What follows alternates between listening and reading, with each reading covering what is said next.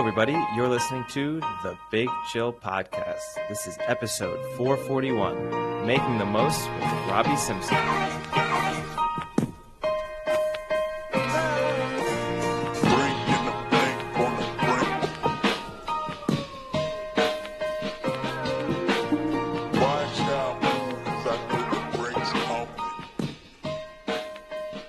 Hello, Big Chillians, and welcome back to the Big Chill Podcast. I'm Frank, joined as always with Eddie. Eddie, how are we? Everything's going well over here. Nice to hear.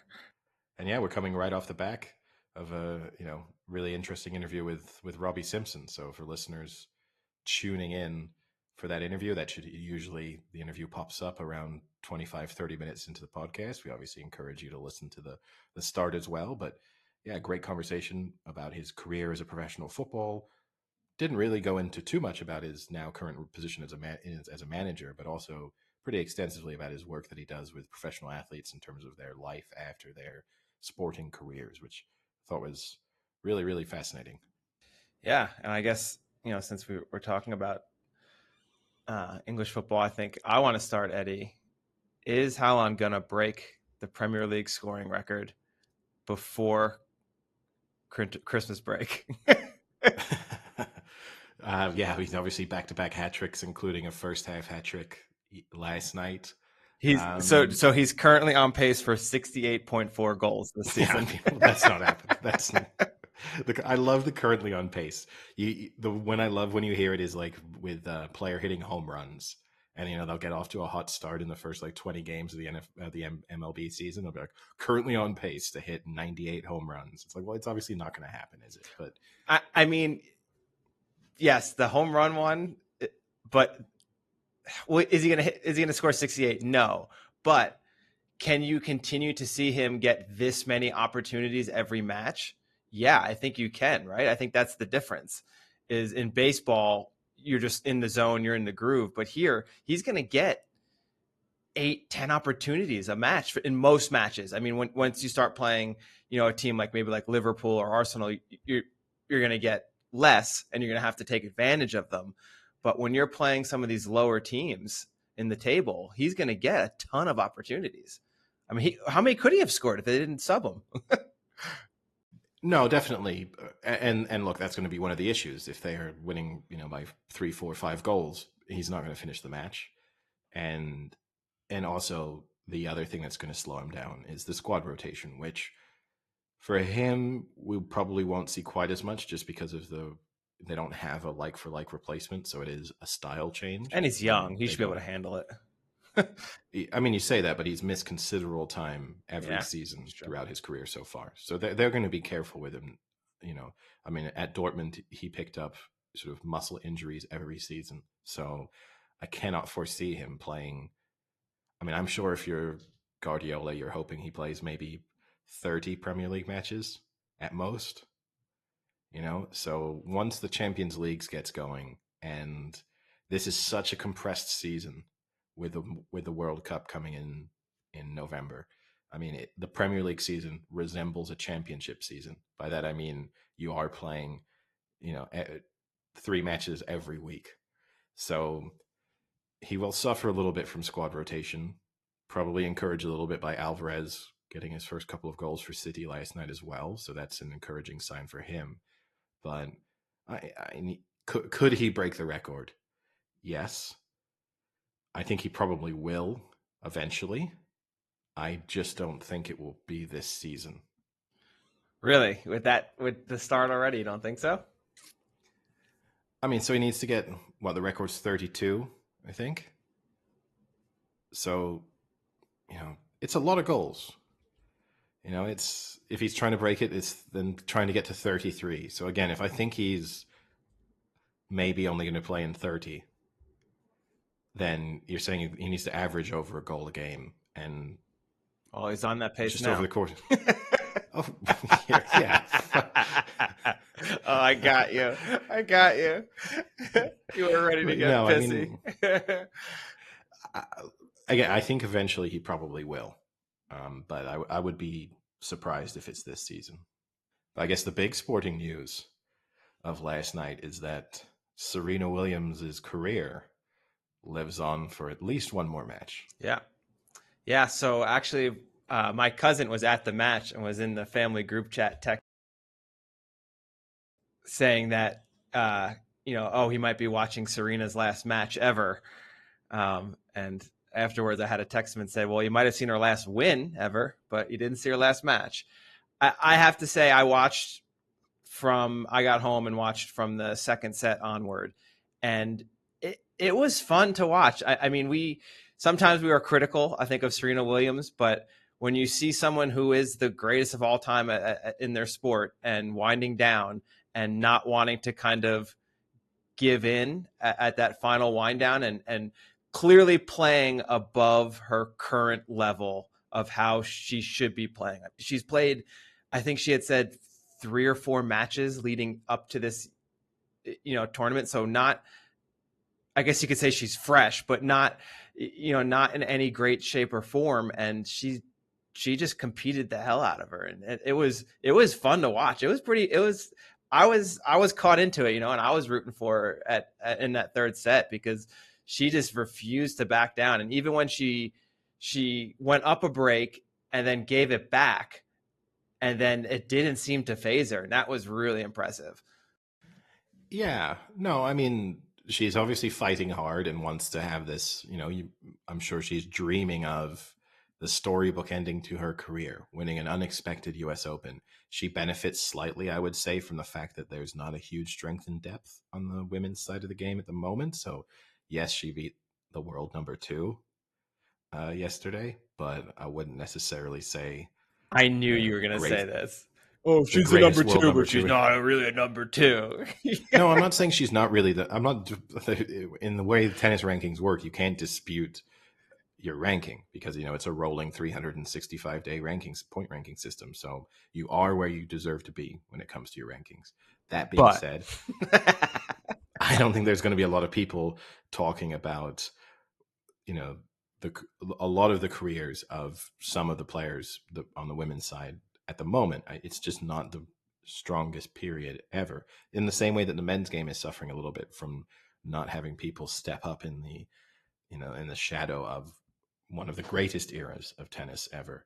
And you're not having, you've not had a Serena Williams replacement yet, and you're not getting the Federer and Nadal Djokovic replacements yet. So it's an issue on both sides of the game. But my issue with Serena Williams is obviously absolutely fantastic player and enjoyable to watch. And yes, at a US Open where the crowd is going to get really worked up, it adds to the atmosphere and the experience. The big doubt is always, how will she handle it when it becomes clear she's going to lose? She has the ability to sulk and kind of throw a fit and maybe be a little bit unpleasant. And particularly at the US Open, where she's had a couple of very notable moments in her career of maybe not behaving as well as you would want. That's going to be the issue. Will she be able to handle her final ever defeat, bowing out with grace? I think she will, because of the appreciation of the moment and the response that she'll probably get from the fans there. But there is always the risk with her that, the kind of nastier side of Serena Williams comes out when she realizes that her race is run. Yeah, well, I mean, it's just also the competitive side, right? I mean, it's your last ever match. Your last ever match. You don't want to lose it, and you don't want to probably lose it poorly. So if things start falling apart, that must be a really frustrating feeling to know this is the last time I'm ever going to play, and I'm kind of playing like shit. That's got to feel even worse. Sure, but we're not. Serena Williams' bad moments cannot be just described as over competitive. You're talking about someone who has twice defaulted at the US Open, once for supposedly and seemingly threatening to potentially kill a line judge, and once for clearly receiving coaching and then just being unwilling to accept the fact that she was getting told off. And those are the 2 big negative moments within her career, probably. And look, in comparison to all of the incredible moments and the great achievements, it's nothing. These will not even be mentioned in her biography. But you know she has it in you. She's a volatile character. It's sort of like Kyrgios, or I mean, that's a little bit of an unfair comparison. She's not That's a quite that terribly volatile. unfair comparison. That just But shows you know that what I you're a mean. hater. I'm not a hater, but you just have to know when someone has it in them to, and I guess the difference is too, you see it a lot with tennis players, because I think there's like a tennis brat culture in young tennis players. And, Federer had it in him when he was young. Djokovic had it in him when he was young. Both of them kind of grew out of it. I think Serena Williams never really did. But so will she bow out in the way? I think she will. I think in her mind, she will have planned, exactly how she'll know I'm probably not winning the US Open. And this is exactly what I want to happen when I lose. I'm going to guess she has some kind of plan in mind, but part of me also wants her to explode. I mean, you say when she doesn't win the US Open, but she looked decent yesterday. So, I mean, the question for me is, does she have the conditioning to play that match for 3 more times? And she's also playing doubles as well. So I understand you play doubles to kind of, she said she's playing doubles to get more practice for her singles matches. But at a time when you're at her age and not in the best shape you've been in your life, it's got to be I think it's going to be to her detriment, not to her help. I don't think it matters. And I think if she were somehow to find herself in the latter stages of the singles tournament and was still in the doubles, then she could always just drop out. I think she's playing the doubles because that's her much better chance of winning something. So I think it's that. Yes, she'll be saying it because she needs the match practice and stuff. And I'm sure that helps, because the only way you can get that sort of match fitness right is on the court itself. As much training as you do, it's just not the same experience. But I'm sure the other element, she is a very, very good doubles player. I mean, she's a very, very good tennis player overall, but she's an extremely good doubles player as well. Not every great singles player, is able to translate their game to being a very good doubles player. She certainly can. And she probably has a better chance of winning on the doubles side than she does on the singles side. I mean, you have to look, not that bookmakers' odds are in any way an indication of what your realistic possibilities are of winning. She's 14-1 right now to win. I think those are too short. I would say she's 50-1 to win. Wow. But who knows? Stranger things have happened. Last year, the US Open was won by, a complete unknown coming through qualifiers.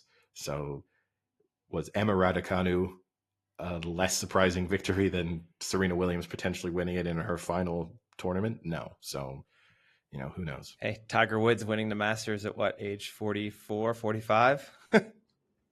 Yeah. And golf stands. is different though, right? Because I think where Serena Williams will have the real issue, what Serena Williams will benefit from is what a lot of tennis players or athletes in general can benefit from when you have that aura surrounding you. She will be able to mentally win some of these matches, because for some of the people she comes up against, playing Serena Williams in the US Open is almost as big as it's going to get. Like you are stepping into that was the the first Coliseum. matchup for Annette. I forget where. Kontaveit. Yeah. However you're supposed to correctly say her name. I didn't want to say it because I knew I was going to butcher it. Yeah. No, exactly. And even if you've been successful, even if you've won tournaments, even if you took someone like Swiatek, for example, who is the favorite and deservedly so, even her, the stepping into play on center court against Serena Williams in that kind of atmosphere, in a loud, the US Open is unique in terms of how involved the spectators are in the experience. It could get too big for a lot of people, and she might benefit from that for a little bit. But I do think eventually she will come up against someone where they aren't distracted by everything else, and they realize, I've got a fairly immobile opponent on the other side of the court, and if I can just concentrate on moving her around, I will win this match. I mean, the other thing she has going for her, obviously, is the crowd. I mean, at a point, I felt bad for who she was playing against, because every time she won a point, it was as if like there was complete silence. There wasn't a fan even cheering. And then when Serena scored a point, it was like an earthquake registering in New York City. It was insane. That's got to be tough to know that you're like not the disliked person, but that you're just not the one they want to see win. You know, it's not like they don't hate you, but they clearly don't want you to win. No, you're playing spoiler. You are the bad guy in this, you know, play. But yes, that could get to some people. There will be other people who are motivated by that. There will be people who thrive in that environment and think this is great. I love this. But again, that's has to be the right player. But she will come up against someone who will get themselves worked up about the idea of, oh, you all want to see me lose. No, I'm going to be the last person to ever play Serena Williams. Unfortunately, she's not playing Nick Kyrgios. Speaking of Kyrgios, though, did you see he made some headlines already in his match? I didn't see any of the headlines to his play. No. So he won his match in 4 sets, I think. 4 sets, against who he said was Bonzi. Who he said was at the top level he's ever played him, and he was really impressed. But nonetheless, he complained at one point that he could smell marijuana, and that for people running back and forth on the courts with asthma, you don't want to be breathing in marijuana smoke. So that was one of his complaints. And he said, I get that you can smell food and that's okay, even though it's disgusting, but marijuana smell is unacceptable. So he didn't like that. And then at another point, he told his box to get the F up and leave. Like literally told him to leave the stadium. Yeah. I mean, look, he has to be careful, right? As we discussed in the last episode, he's already facing legal action for accusing someone of drinking 700 drinks. He doesn't want to be racking up lawsuits in every tournament he goes to because he's accusing people of, you know, being under the influence of different substances. So, look, he loves the attention. And again, he's a great example. Kyrgios would love, you know, if, as you said, if you put him in that environment where the crowd, he knows the crowd does not want him to win, he would be thriving. Like that would be such a huge motivator for him. And he does just come across as an athlete who needs to be complaining about something, needs to feel like the world is against him. And I think the problem he has is early in his career, he was quite disliked. So he was genuinely playing in environments where people didn't like him very much. But now he's had this sort of cult of personality and people start to have soft spots for him. And he's probably one of the most popular player on the men's tour at the moment. So maybe he's having to kind of invent these issues because he knows in a match, I have to be worked up. I need to have that feeling. And so before it would be genuinely, these people are insulting me in the stadium. Now it has to be, I can smell marijuana. Well, I mean, he said most people don't know he's asthmatic, so it really bothers him when he's trying to run back and forth on the court. Well, now you know. Now don't smoke weed around him when he's trying to win the U.S. Open, Eddie. I mean, you can. I know it's legal in New York, right? But you can't be sitting in a stadium smoking weed, right? Who knows? Like, there's no way that's happening. No. But I mean, there's just no way that's happening. I don't know. But he also did comment in his post-match interview that at this point in his career, he feels like he's become a really professional player, and that, you know, he's put a lot of the antics behind and he's become pretty professional. That's what he said.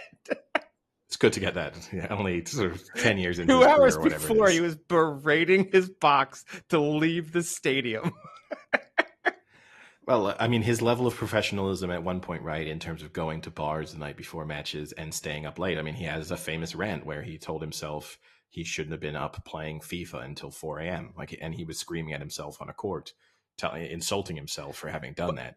What do you expect to happen? I mean, I'm sure he's cut some of those elements. And I think that's exactly what he's talking. I in his mind, I think that's what he thinks it means to be a professional. That the antics don't count, but it's that, you know, he made that point that he's training harder than he ever was. He's more focused than he ever was, which is true. And you can tell, I mean, he's making it further in these tournaments, right? He's getting better, so obviously it's helping if he could just eliminate the other stuff. But at the same time, I hope he doesn't eliminate the other stuff because I enjoy watching it. Well, he's never going to eliminate all of it, but yeah, he's the most informed player in men's tennis, so he definitely has that going for him. But if the smell of food is one thing that could get him worked up, he might not want to look at the new Heinz clothing collection that's come out. I don't know if you've seen this, but Heinz are partnering with ThreadUp to sell pre-stained clothes, so that you will buy clothes that have a ketchup stain feature on them as a fashion item. This is not a joke. This is legitimate. You're buying a t-shirt that they have spilt some Heinz ketchup on, and you're paying for the lovely addition to your shirt. Wow. That must be super... The world's a mess. Wow.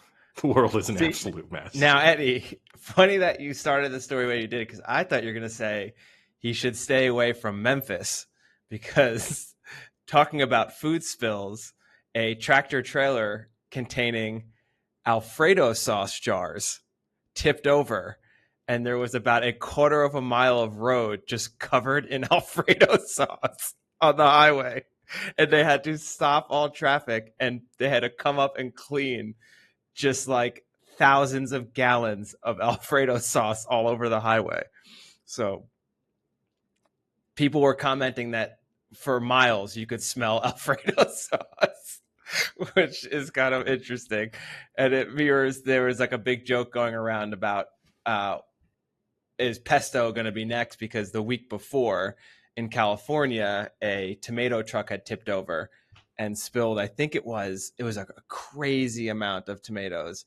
150,000 tomatoes were spilled over the highway. So close to 250,000.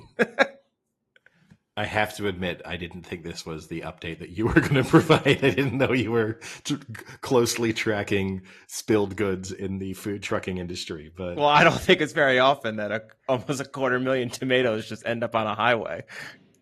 Wouldn't know. But look, it's some people think sometimes you go to those cities, right, where they have a big, like a certain type of factory in them, and then they have that distinct food smell. The city of Hershey reeks like chocolate. And then people have that. Some people love it. For a lot of people, it will be like the selling point as to part of the reason why they love being there or living there. Yeah. When my father was a cop, he worked on the Turnpike, which is like one of the major roads in New Jersey. And when trucks spilled over back in the day, when the cops came to clean it up, if it was something, that they couldn't, you can't put it back in the truck once the truck spills. So you could kind of just like take some and don't get your dad in trouble here. I don't think it's going to go into trouble. It wasn't. What's the statute of limitations from taking spilled goods? So we had two notable times where our entire second refrigerator and freezer was filled to capacity. One was one carrying frozen chicken tenders that happened to be very good chicken tenders that we ate for years. These things, like, we had so many. The other one that you might like more, Eddie, was a Haaland-Dazs truck flipped over once. And he came home with just tons of pints of Haaland-Dazs and the Haaland-Dazs bars of ice cream. And we would give it away at parties, and we still had it for over a year. Out of those two, I'd much prefer the chicken tenders. Yeah, you say that, but I don't believe you, Eddie. You can paint this persona that you're a man who doesn't love ice cream and donuts. I don't. But it's such a I much prefer donuts to ice cream, but I'm not eating I don't eat either on a regular basis, but I would choose a donut. I choose a good donut over a good ice cream anytime. You say this, but the last time I spent any time with you, I spent a week and a half with you, and I saw you eat ice cream 6 times in those 10 days. What are you talking about? 6? You saw me eat ice cream once. You ate it 2 days at Ascot. Twice. No, I only had it once at Ascot. You're a liar. No. It's from the man with a terrible memory. I'm going to not take you're right. I had it twice. I had it once at Ascot, and I had it once in London. I will say this was during record-setting heat waves, Yeah. so I'm not going to say that wasn't the weirdest thing ever. But no, I would take the chicken tenders over that. But I mean, you're describing it. Your childhood is like an episode out of The Sopranos. I think it's going to make more people think, that it's like bribes of chicken tenders and Haagen-Dazs were being thrown around the New Jersey police force. Yeah, that was it. Nothing good ever flipped. It wasn't like a truck carrying PlayStation 2 ever flipped. That would have been nice. The only other thing, Eddie, I wanted to bring up before we go to our interview was watching the Serena match. At the end, when the players kind of hit the tennis balls into the crowd and you can like catch the tennis ball. It's similar to, for anyone who doesn't know, like in baseball, when you hit a home run, you can catch the home run or foul ball, whatever. There was a woman who went to catch the tennis ball and just bumbled the shit out of this tennis ball. And like, it was an awkward attempt to try and catch it. It bounced 4 rows in front and then someone else grabbed it. They lingered on the scene, and the woman came running down and was like asking the person for the ball, as saying like, oh, I almost had it. Can you just give it to me instead? Who does that person think they are? They had all the opportunity in the world to catch this. It's not that person's fault that you're terribly unathletic and can't catch a tennis ball. I'm sorry, you don't get first right because it hit your finger. Yeah, I mean, you do see the same, right, with home runs and foul balls sometimes, where someone will be the first person to touch it, and then they feel like, or it was hit sort of really directly at them, but they dropped it, and then someone else picks it up, and they feel like, well, that's my ball. No. And if it's a child, I'll let it go. If it's a little 100%. Kid and like, oh, he couldn't catch it, whatever, yeah, give it to the kid. But when it's a grown adult woman and you can't catch a tennis ball, I'm sorry, you don't get first dibs on it. But also, I mean, it goes back. We on the last episode, right, discussed the Tom Brady last touchdown ball. Why do you even really want that tennis ball? Like, what are you going to do?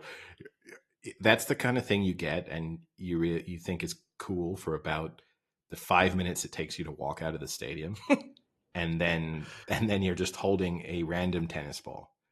That every time you're going to put it up somewhere, and then someone's going to go like, why do you have a tennis ball sitting there? Oh, and there's no significant story really behind it, apart from it was used in the match that Serena Williams played in her last US Open. Like, there's no cool element to that. No, it's not like it's the one that Serena hit off the girl's face for the winning point or something like that. Yeah. Okay. Yeah. Right. Yeah, no, exactly. There's no cool anecdote. No. So it's literally, you're probably going to end up throwing it away. Yeah. Within a few months, you're just going to go, actually, I don't need that tennis ball. But it's and it's just baffling to me though, in that person's head, they're thinking like, yeah, I'm shit at catching this, but I still deserve it. Like, what? Why? You had every opportunity in the world and you failed. You don't get something when you fail. The only time I will disagree, I saw a video earlier this week of someone at a baseball game, and he like dives headfirst into a chair to try and catch it and just ate it. And then the person who did pick it up, he didn't ask for it, but the person who did pick it up gave it to him. There I do agree that he'd put in such a level of effort and put his own safety and well-being at risk that I think you go, okay, you obviously deserve this. But if you've just stuck up a hand to try and catch it and didn't manage to, then no. But on that note, I guess, should we hand things over to our interview with Robbie Simpson? Yeah, I mean, I think we've covered spilt food and missed balls. Let's go to the interview. Welcome back to the Big Chill Podcast. We're now delighted to be joined by this week's guest, Robbie Simpson, who I think giving an introduction for you is a little bit of a challenge at the moment. I guess you're a manager, businessman, entrepreneur. You've got a finger in multiple pies right now. I guess the easiest way maybe to have you introduce yourself and see what, kind of which thing you think is the most important one of your projects right now. Yeah, the time poor Robbie Simpson, I think, is the best. Yeah, a lot going on. Like you say, manager with a National League South part-time football team or soccer team.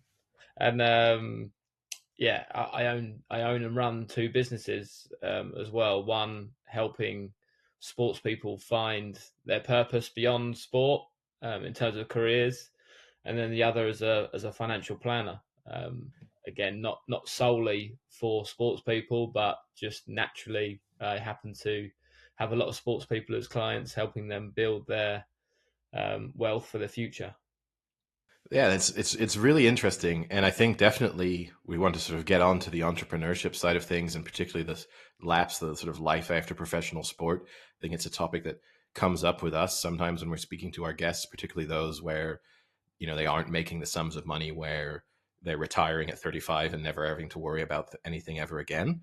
So definitely want to move on to that. But I guess we've sort of got listeners from all over the world, and you have this interesting footballing journey, I guess, having spent, kind of gone from multiple clubs throughout the, sort of lower divisions of English football. I guess is the easiest way to describe it. But, some notable times at the likes of sort of Coventry and Brentford and Huddersfield, names that will be familiar to sort of pretty much anyone who's following any level of English football. What was your sort of career like, your sort of professional journey like as a player? And sort of how did it come about? And because you also had the interesting start as a sort of student athlete, I guess would be the easiest way to describe it from an American perspective. Kind of unusual for a professional footballer in England.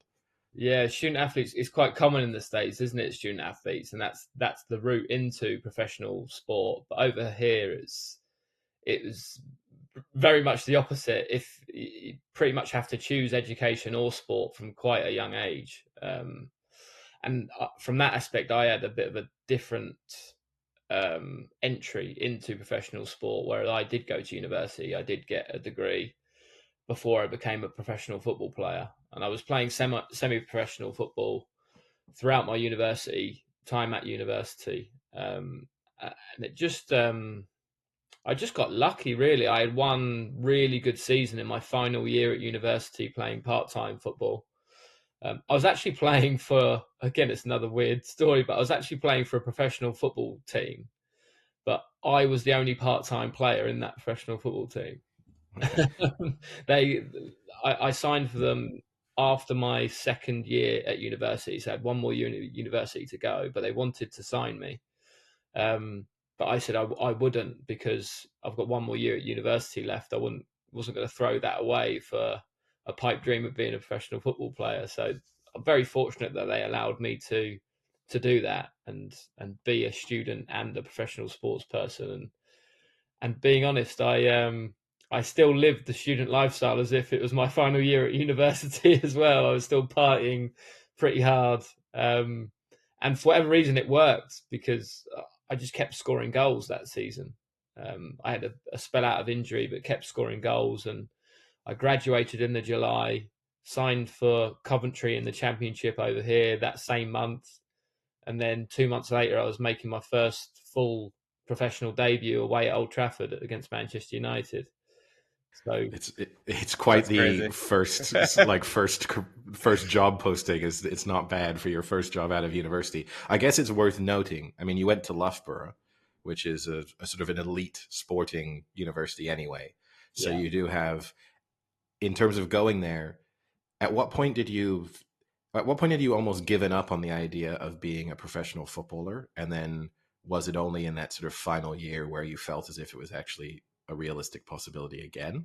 Or was it sort of something that was almost never on the cards for you, and almost until it happened? Yeah, so when I was 16, I got released from a youth team contract at Norwich City. And it was at that moment then that I kind of thought to myself, maybe professional football isn't for me. Maybe I'm not going to be good enough. And my mum always used to tell me I was never going to be good enough. She was trying to force me to choose university and choose education from quite a young age. And I always knew in that instance my mum was never going to let me not go to university. But I was still heartbroken when Norwich City didn't give me a contract at 16. And I guess at that point I thought, yeah, maybe my mum's right. But in the back of my head, I always wanted to prove her wrong. So it was, when I started playing semi-professional football, I realised that maybe I was too good for semi-professional football. But then at the same time, to be a professional football player, it is a big jump up, and whether I could handle that or not, I don't know. Maybe I was just destined to be one of the top semi-professional football players out there, which you see quite often over here. Actually, you see quite often that you'll see a player in a football team at a part-time level and say, "Oh, he should go full-time. He should be a professional." But they never do. They stay at that level, semi-professional. A lot of the time, it's because they've got a well-paid job alongside playing, competing. But quite often, it's just because they don't have the confidence when they make that step up, they can actually do it. So when I got the opportunity to do like a hybrid model, I was at a professional football club at a professional level, but still part-time. I kind of could test the water as such in that aspect, and found that it was I excelled in it and I thrived in it. So I was really pleased. So how difficult was that to be on a professional team, but still, like you said, kind of be part-time because you're still going to university at the same time? And was that a stressful time, or was it you were young and you had the energy and the enthusiasm that, sleeping 4-hour nights didn't really bother you? Like, what was that like? Yeah, I didn't really care, really. I was just living in the moment.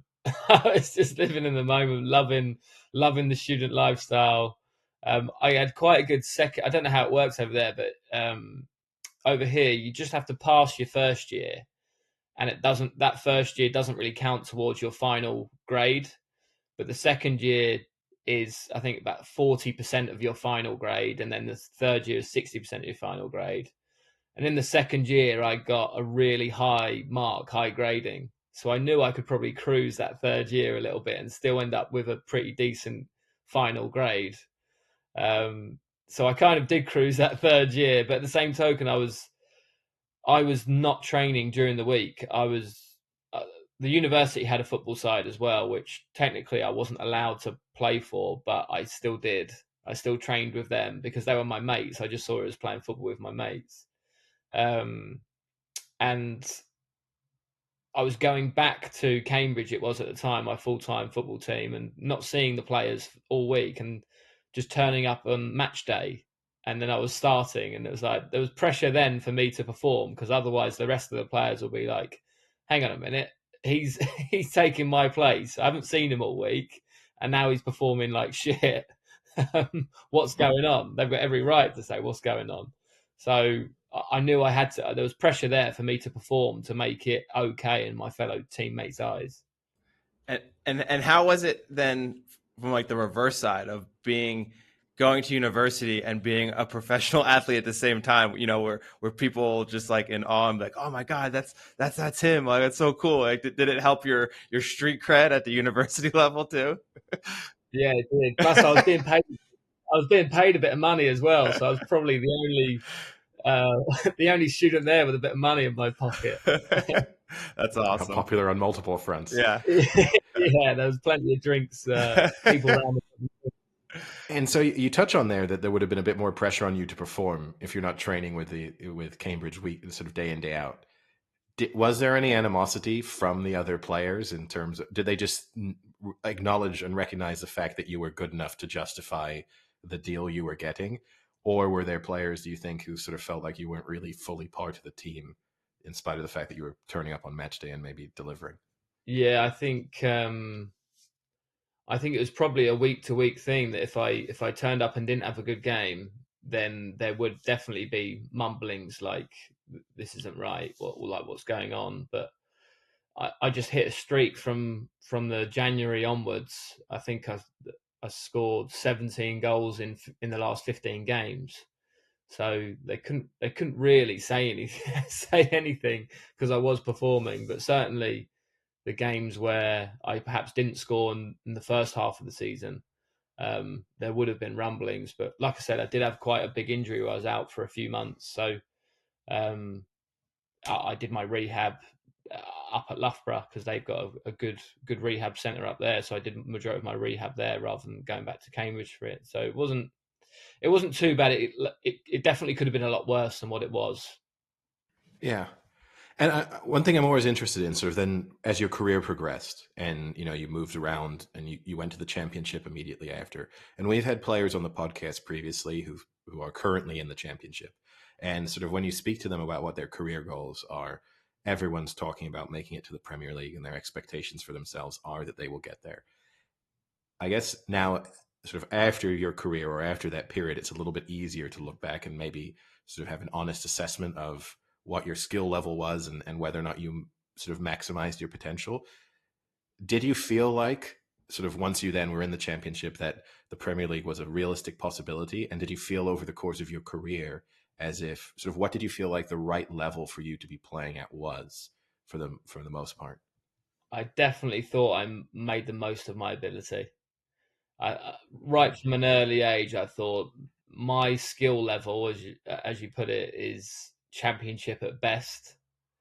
But to get me there, I knew my work rate and work ethic and ability to take on managers' instruction would get me there, and it would then just be how long I could last. There was a little spell where I was in the team at Coventry and playing well, and I heard little whispers that Mick McCarthy at Wolves at the time was liking what I was doing and paying some interest, and that maybe got me a little bit flirting with the Premier League, or the thought that I could maybe play in the Premier League.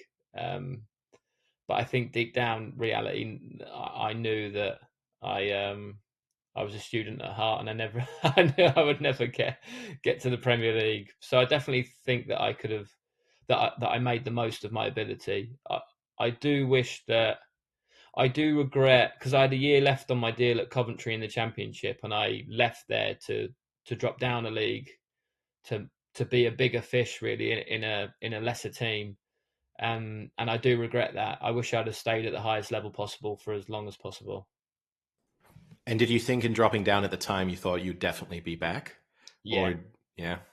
That was the plan, to go there, to get promoted with them, be the main man that got them promoted, and then be a championship footballer again.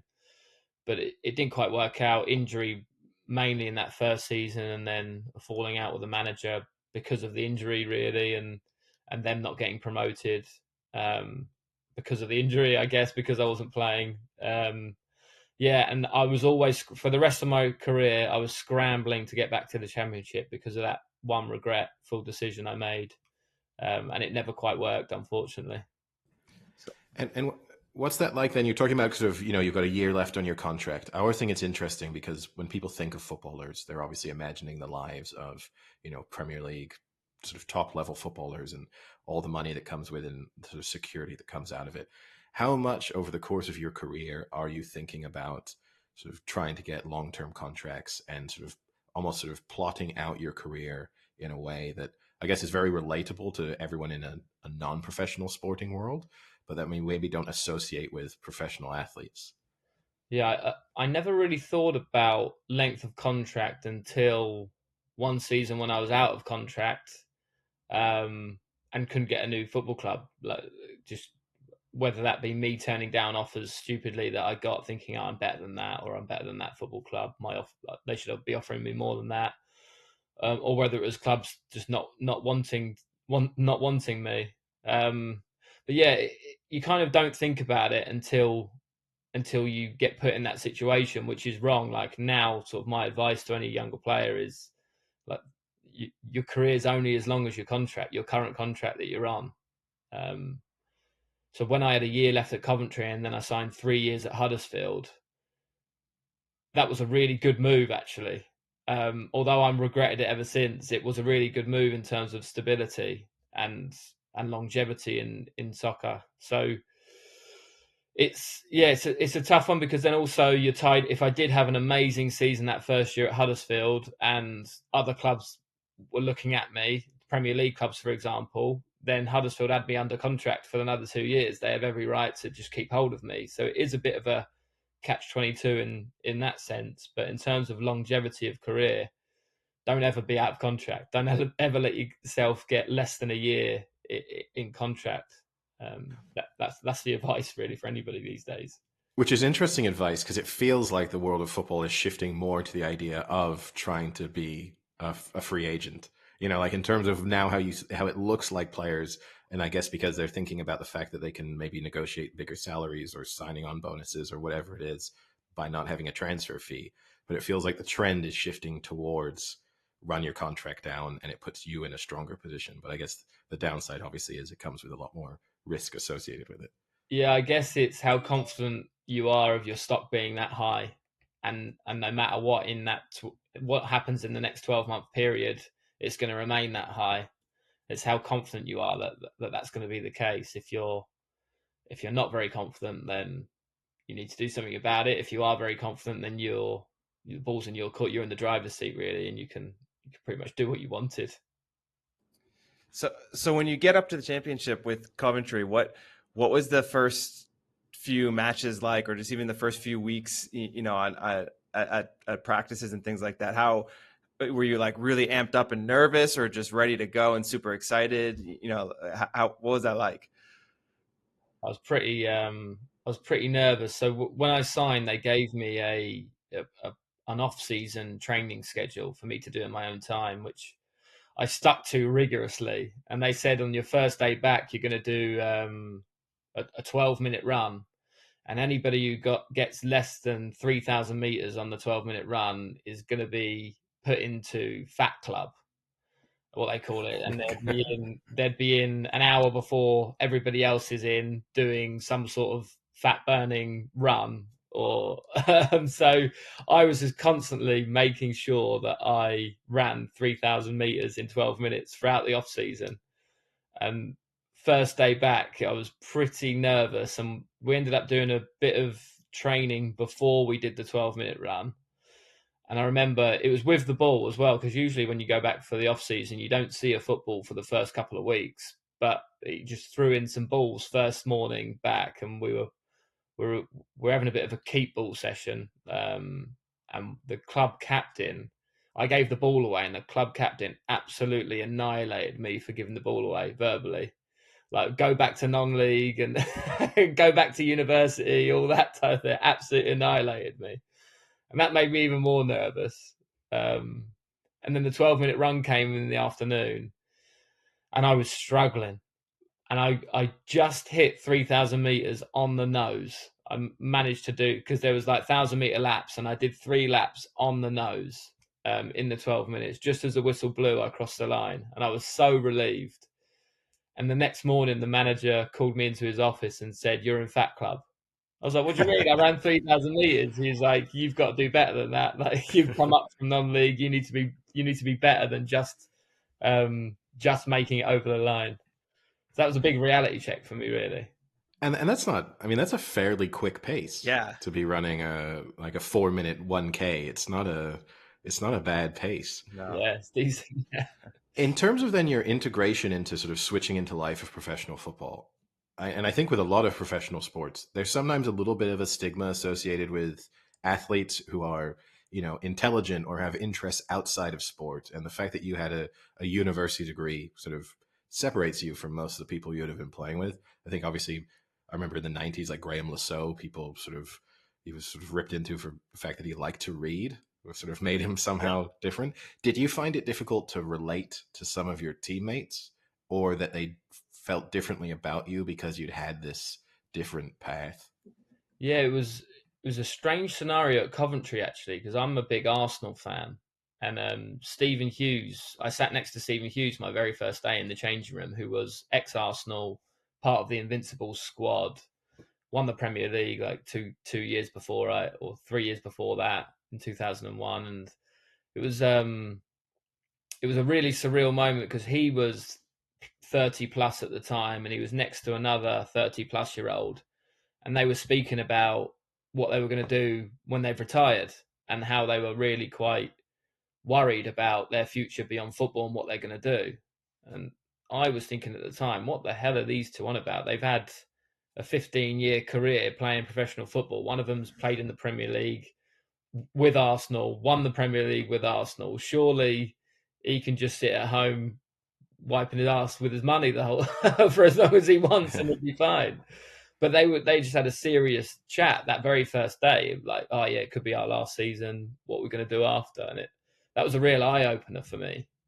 And then throughout the course of that season, because they realised I then went to university, they were asking me about, what qualifications do you think I can get, or what career can you go into with what degree I had behind me?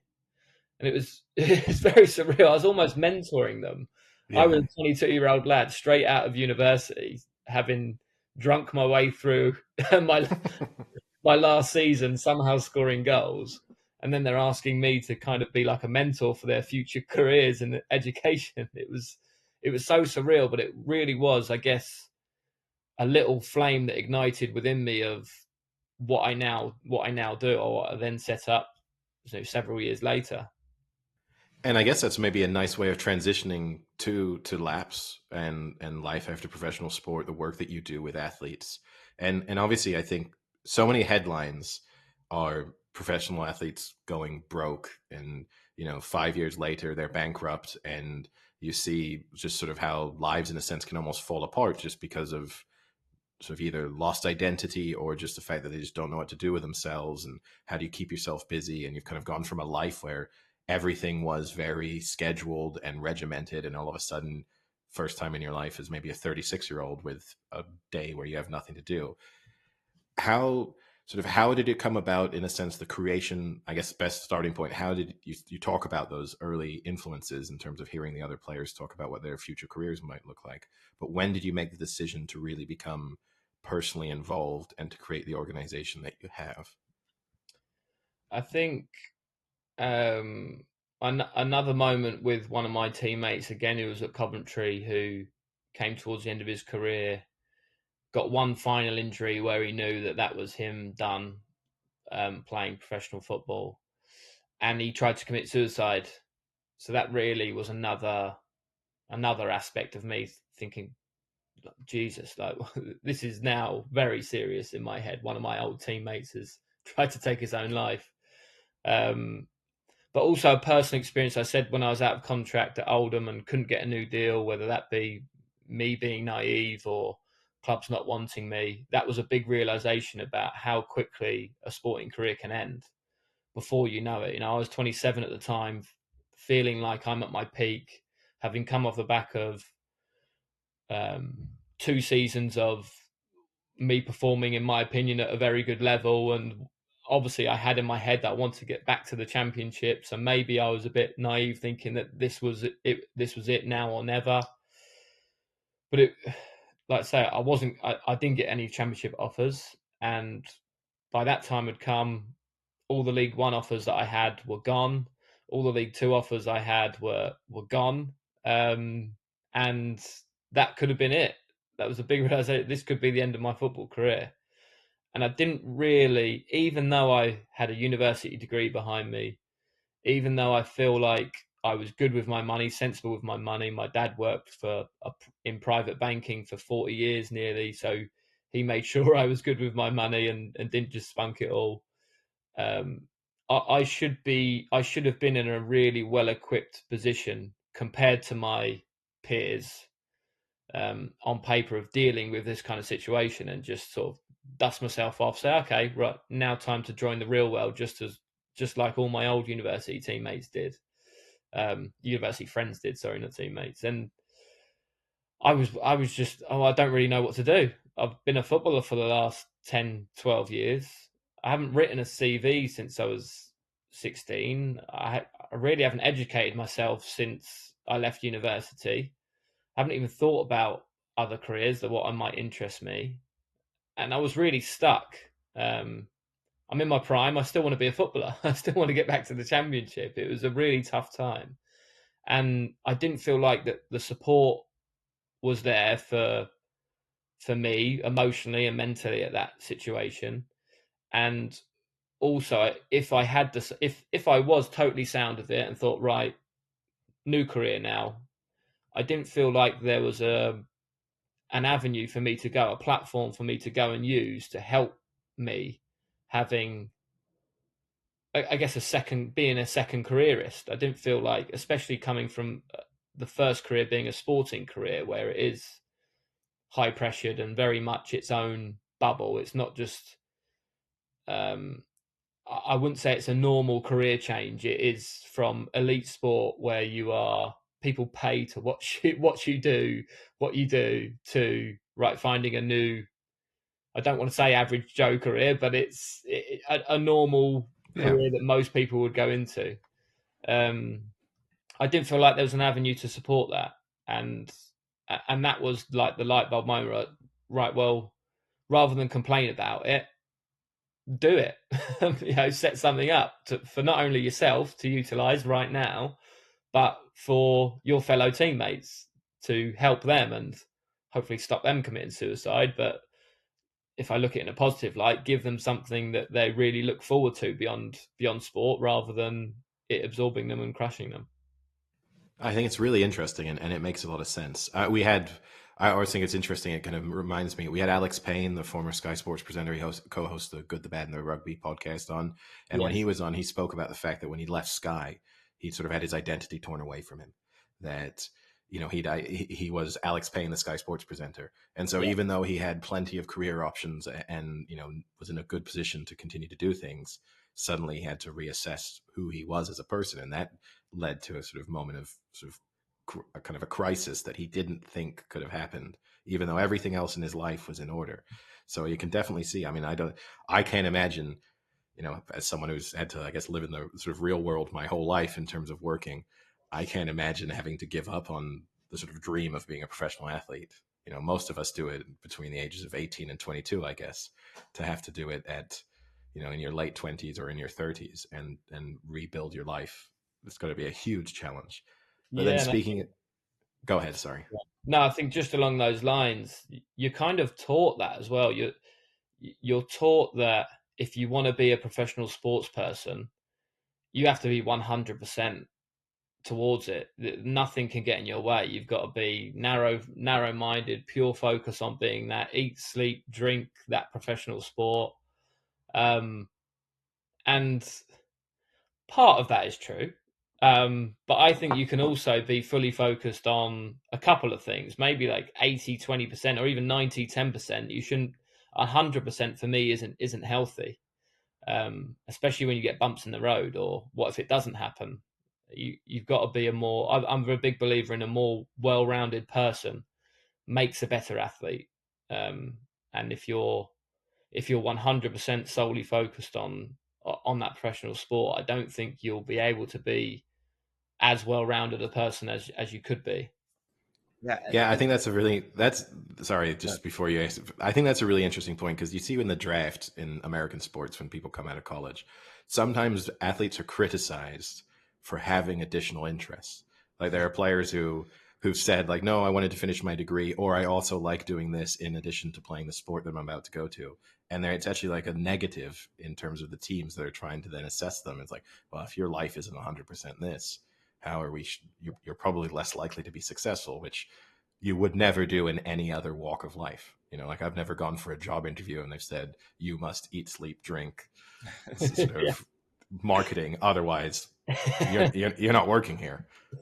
Yeah, I totally agree, and it's a really tough education point for coaches and for teams and managers. Like I worked with a manager who, the first time I met him to sign for his football club, he asked me about, what family have you got? And it was the first time it was just something different from a manager. Rather than sitting me down and saying, right, how do you think you're going to fit into my team? Or what do you think you could bring to my team? He said, oh, okay, well, tell me about your family. And it really took me aback, but I loved it. And it made me want to play better for him. And there was no surprise to me. If I take my Coventry squad, my teammates at Coventry, I was the only one in that dressing room with a degree behind me, or even studying for a degree. Whereas if I fast forward to my team at Exeter with that manager, there was 11 out of 22 that have either completed a degree or currently studying a degree. And I think he didn't actively encourage it with the players, but the fact that he wasn't solely football in his general chat and general demeanor, I think it led the players to actually think about their family, or think about what else there is outside of football. And I think that was really healthy. And he's ended up being a really big success at Exeter. Yeah, and I mean, just getting back to what you were saying before, athletes, like you said, they're all in. It's 100% dedicated to the sport and kind of proving everyone wrong. But then as you get towards the end of your career, you're an athlete, so you have that attitude of I can still do this, I can still prove everyone wrong. But how, like, do you kind of help with, I know it's life after sport, but are you helping with them kind of trying to figure out, okay, maybe your time's over, or are you never getting involved in that aspect of it? Because I think you probably do see athletes that hold on a little too long, and maybe they miss other opportunities outside of sport that they could have had. So how is that type of conversation handled? Yeah, I guess we would never say to an athlete that, listen, we think you should quit. In fact, probably the opposite. We say, look, you should play as long as you can. You should, but what we have to do is give them the opportunities or information to help them make a better decision for themselves.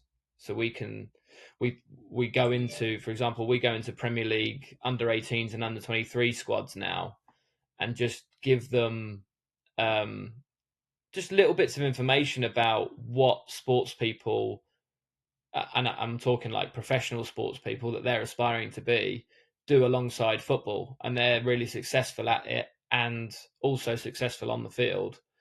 And then also once they've retired, we give little snippets of what retired professional sports people have gone into. And you mentioned there about not earning enough. That it's not just about earning enough not to have to work again, because if you think of, we mentioned Sky Sports, if you think of Gary Neville, Jamie Carragher, Jamie Redknapp, they've probably earned enough not to have to work again, I would imagine.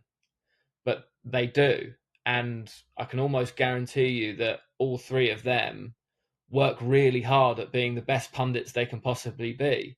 And it's not for the money, it's because they just love getting their teeth stuck into something. They're not, I believe that sports people aren't just ones to sit on the couch and count their money all day and watch Netflix or whatever they want to do.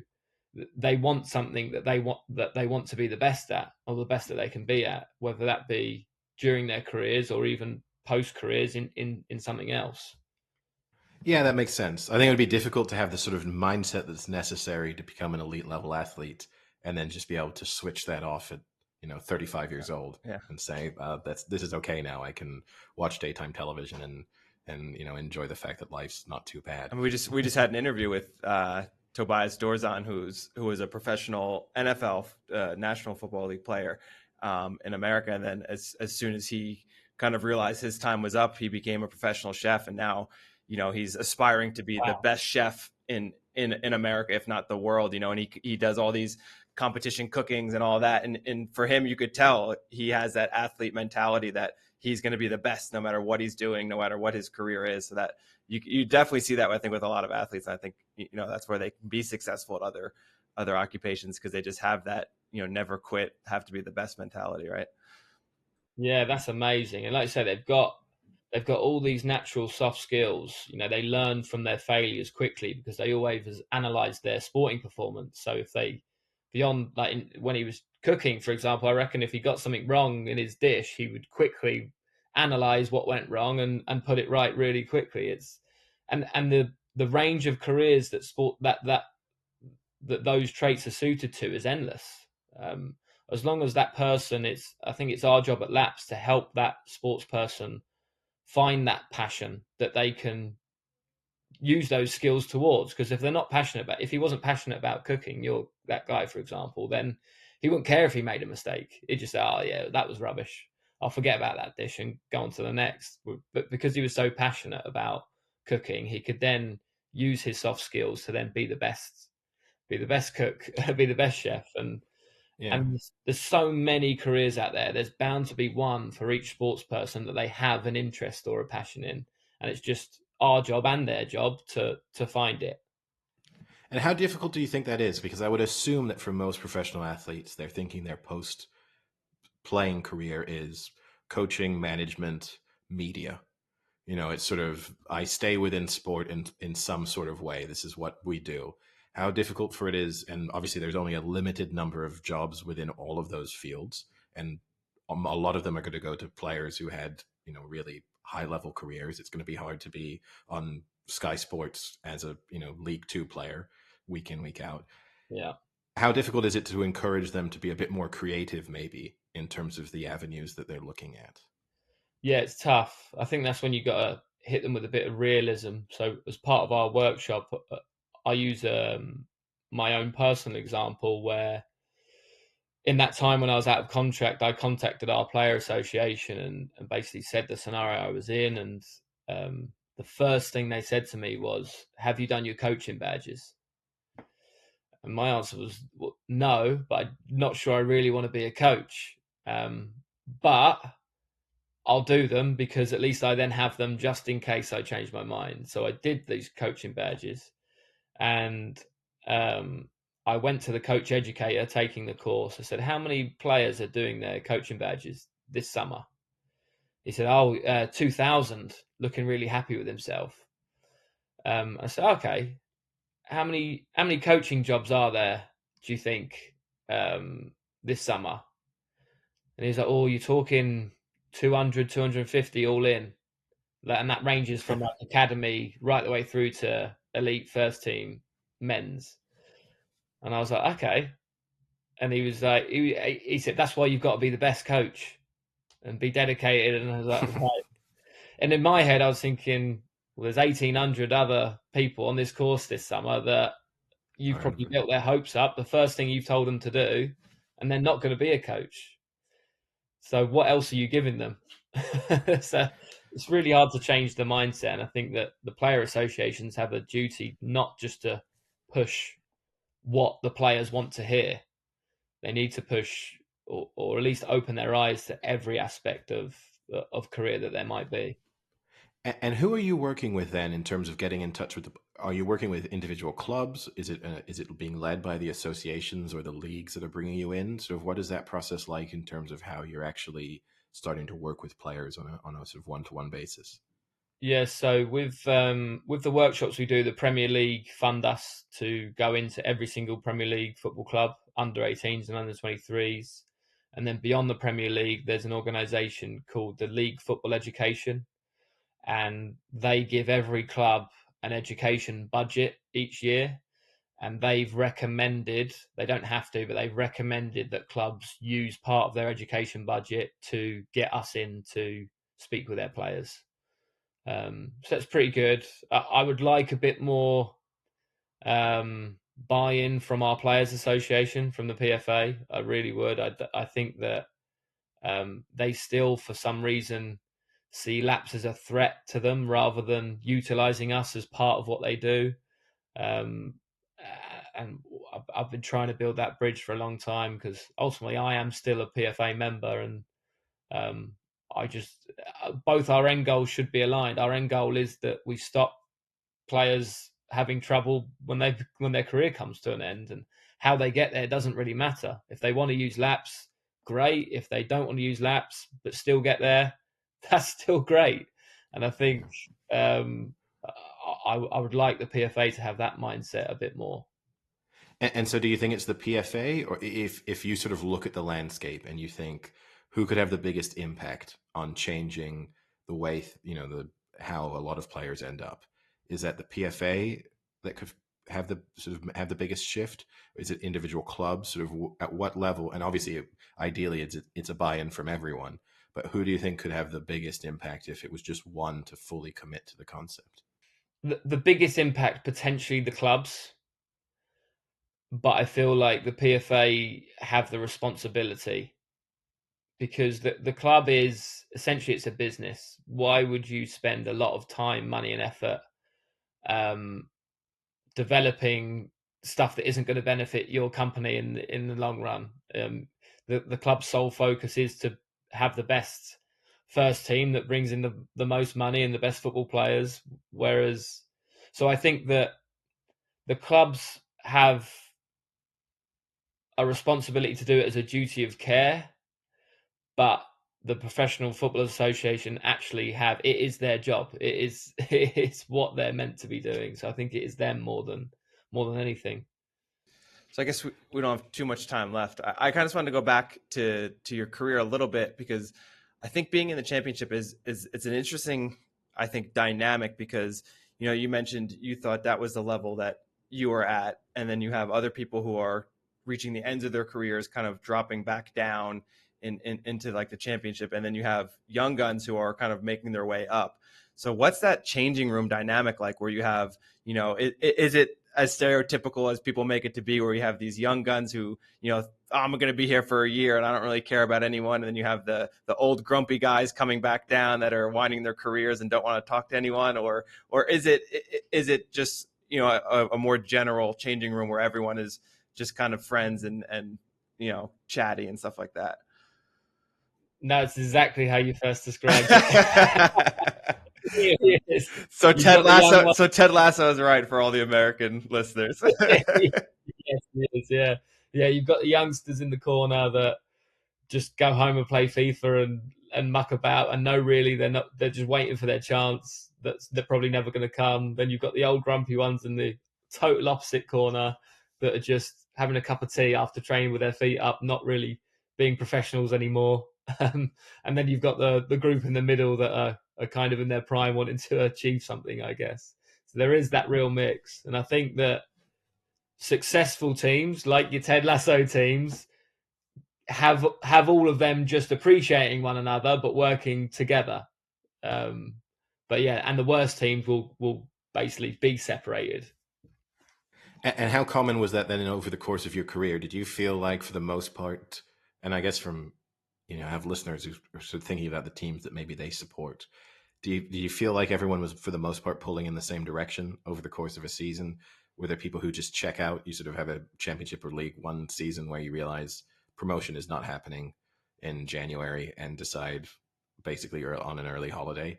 How consistent was it that within the squad it was pretty much everyone working as nearly as hard as possible? It's kind of like what I said, that the most successful squads were all together. Obviously have their separated divisions, but work together really well. And then the worst ones were just separated, that didn't interact as a group, as a whole group whatsoever. So it varied from club to club. I would say Oldham, it was very much separated, hence why we were down the bottom of the league. But we had good cup runs, which was weird. But in terms of, I guess that's cup games are cup games. They are one-off games where you can perform and you can get lucky. Whereas I think the course of a consistent league season over 40 games, you know where your squad's at, and and I guess winning and losing helps that. If you win, it's easier for everyone to be more together, and if you lose, it's a lot easier to point the fingers at a certain group and stay separated. So results depend on a lot, but it's kind of like what comes first, chicken or egg. I was going to say, and just maybe, who is the most talented footballer you ever played with on your team? Oh, gonna upset a few people. I love putting you on the spot there. Ollie Watkins is up there with one of the most talented. He's obviously now at Aston Villa and plays for England. I was at Exeter with him. Lovely guy. You just knew straight away that I was in League Two with him at the time, but you just knew straight away that he was going to play in the Premier League at the top level, just because of how hard he worked and how dedicated he was and how willing he was to accept what he maybe wasn't good at and get better at it. It was amazing, really. It was amazing to watch him and amazing to see his journey so far. And I hope that there's still more to come from him. And did you feel frustration on did he know that's what he was destined to be then? And did he feel frustrated to be sort of at the level he was at in that moment in time? So are you asking, was he in the corner playing FIFA, Eddie? Is that what you're asking? Pretty much, yeah. No, he that's a good thing about him. I don't think he ever was frustrated. I think he just knew what he had to do, and he was very accepting that he was at that level, but he was also very confident that he could get to the next level, and it was only a matter of time, if he kept working like he did, that he'll get there. And then my final question, a question we kind of like to ask people from a whole range of sports that we have on, and sometimes they don't have an answer, so don't feel bad putting you on the spot. Is there a moment in your career, like a single match, that if you could go back and replay, sort of one where you felt like that was a missed opportunity, or I sort of missed a chance to score that I wish I could have again, or sort of something where you think that's the one match I'd like to be able to relive? That is a good question. I always come back to penalty misses for some reason. It makes sense, I guess. Yeah. I've missed It's easily fixable, I suppose. Yeah, I've missed a couple of penalties. I think I missed a penalty when I was playing for Brentford.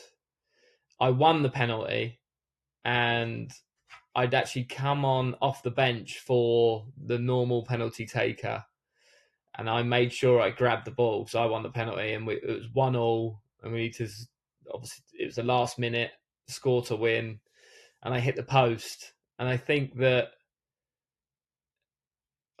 I don't know. I think that if I'd have scored that, I think I would have finished the season really strong with Brentford. Whereas because I missed it, it was almost as if that was my season over at Brentford, and that's how it felt at the time. And from that moment onwards for the rest of the season. So maybe they'd have kept me at the end of the season if I'd have finished the season strong, and who knows, I might be in the Premier League with them now. But so I think I'd probably highlight that one. See, Eddie and I have a good one too. He'll bring you down, then I'll ask the final question and bring you up. What was your favorite or best moment that you look back on as a professional footballer? I've got 3. Does that? Oh, do Perfect. you want me to pick one? No, Yeah, go 3. Yeah. Go all 3. I'm sure they're all great. Yeah. Well, the first one is my debut at Old Trafford, my full debut in professional football. Obviously, it was always a dream of mine to be a professional footballer. So to make my full debut at Old Trafford, beating them 2-0, is just a moment that I had. I think we sold 11,000 away tickets at Old Trafford, and they each give the players an allocation of tickets, and usually it's 4 per person, whereas I had 48 because I knew I was starting. So wow, that's awesome. 48 tickets, and so I knew all my family and friends. Basically, half of Loughborough University were there because it was only a month after I graduated. So that was sort of like the first moment that I'll never forget from my sporting career. The next one was my goal at Anfield, putting us 1-0 up at the Cop End against Liverpool. The best goal I'll ever score with my left foot from 25 yards on the volley. I'll never ever forget that moment. And then the last one was getting promoted with MK Dons on the last day of the season. I say promotion escaped me, but I'd lost in a playoff final at Wembley 4 times.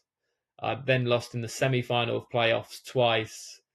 And I think I would always look back on my sporting career, if I hadn't have achieved a promotion, as a bit of a failure. I always cast myself as a team failure and always part of successful teams, because how I can influence the group to be successful and, like you say, bring the changing room together with all the different facets that are in the changing room. So for me to have finished my career without a promotion, I would have probably considered it a failure. So to get it in my last game of professional football for MK Dons is a fitting way to finish. Well, and probably a fitting way, I guess, to also, as Frank said, to finish the interview on a high. But Robbie, thank you so much for taking the time to speak with us, and obviously good luck with Laps and the wealth management, and also with Chelmsford this season. Yeah. Thank you so much. And Robbie, I think you should be pitching your story for a movie here. Being a professional athlete at university and having your first match at Old Trafford and having half your university come watch. I mean, that just sounds like a great movie. What's that movie? Was it Goal? Yeah. Play for Newcastle. Yeah, we'll do one of them. Exactly. Yeah, that's awesome. Thanks so much. Thank you.